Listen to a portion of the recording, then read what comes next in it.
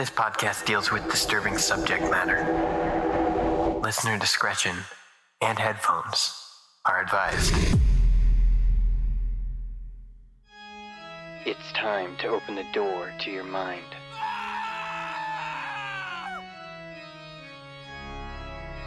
Sit back and listen to true horror.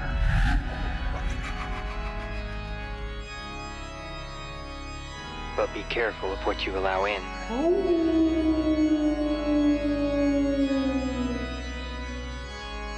Because it's time to go through the fog.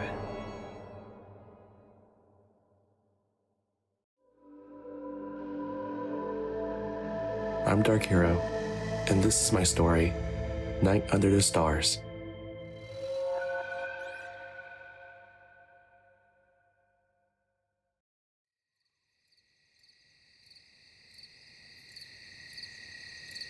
When we were kids, my little brother Max and I used to have camping trips on the weekends. I say camping, but it was just us pitching a tent in our backyard. Our family owned a good bit of land, so we were far enough from the house to be secluded, yet close enough to feel safe. Every Saturday afternoon, we'd gather our supplies, which consisted of snacks and juice, sleeping bags, and a flashlight, and walk to our usual spot. Max was just 6 at the time, and I was 8, and we were extremely close. We would always look forward to our nights with just the boys. Our time together was filled with adventure, as we pretended to be explorers in the wilderness. One night we were setting up our campsite. We started a bit late, but it was no issue. Max held the flashlight for me while I finished pitching the tent. We took in a sight of the setting sun while the crickets chirped and made our little hearts race. Once the tent was finished, we rushed inside and feasted on our snacks. We imagined that we were in the middle of a jungle, in search of a mysterious beast. Max and I took turns describing the features. "Big eyes!" Max shouted. I laughed as I added the next description. "How about razor-sharp teeth?" Max took a minute to decide, but eventually came up with "super tall." He was making fun of the monster, and we thought of stories about how we fought the terrible beast. Eventually, we both got sleepy, despite all the sugar we just ate. We clicked the flashlight off and settled into our sleeping bags. We told each other good night and soon drifted off to sleep. Not too long afterwards, I awoke. I was feeling groggy and let out a yawn. Everything was pitch black. I called out to Max, but was met with silence. Then I noticed how quiet it actually was at that moment. The normal sounds of being outside, like the crickets chirping, were completely gone. I slowly got up and felt through the darkness. I finally found the flashlight and I clicked it to life. My heart sank when I saw that Max's sleeping bag was completely empty. "Max! Max!" I called out. Still nothing. I crawled out of the tent and my head bumped into something.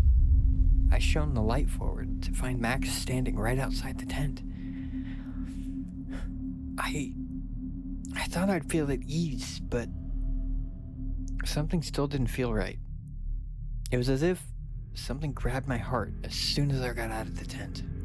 I cautiously got up to my feet and stood next to Max. I wanted to ask him if he was okay, but my chest tightened. My body already knew that we were both in danger. Max just stood there, completely frozen, and I followed his gaze to something in the distance. Despite how dark it was, I could see the shape of 2 white eyes staring at us. The eyes were so bright and vivid despite the absolute darkness of the night. The eyes were unmoving. And so were we as we stared back. Tears began to stream down my face, and I noticed that Mac was crying too. I wanted to tell him that everything was going to be okay, but this fear that wrapped around us was choking me. The eyes began to move towards us. Again, I wanted to move, but I was paralyzed. I tried to lift my arm up, but it was shaking so badly. Eventually, I was able to find the strength to lift the flashlight towards the eyes. the light began to flicker as it got close to whatever this thing was. I was able to finally focus the light and found something truly horrifying. Standing a few feet away from us was the figure of something standing 7 feet tall upon 2 feet. It had large black eyes and mandibles for a mouth. It looked like a massive praying mantis. The light continued to flicker until the bulb popped. We stood there in the dark silence until Max let out a horrifying scream.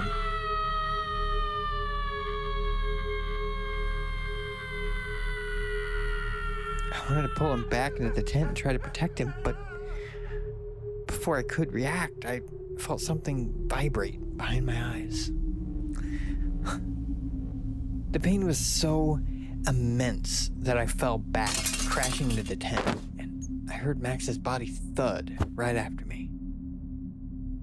The vibrating sensation began to spread to the rest of my head, and before I knew it, I blacked out. Eventually, I awoke, and I was so relieved to see that it was morning. I quickly looked over to see that Max was also waking up. We looked at each other for a moment, and without a word, we packed our things up and ran back home. I'm not sure what we saw. I could barely describe it, to be honest. All I know is that ever since then, we stopped going camping. Max and I have never talked about it since then. Till recently. He showed me an article about something called Mantis Man. And I wanted to vomit when I saw the picture that someone drew. I told him to never show it to me again. I grabbed Max by the shoulders and I told him to never, ever talk about it again.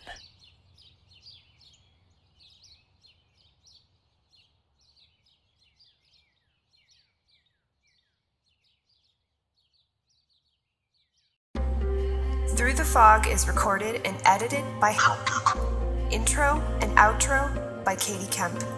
For more stories, go to www.throughthefog.org. We'll be back in 2 weeks, so keep your eyes on the fog.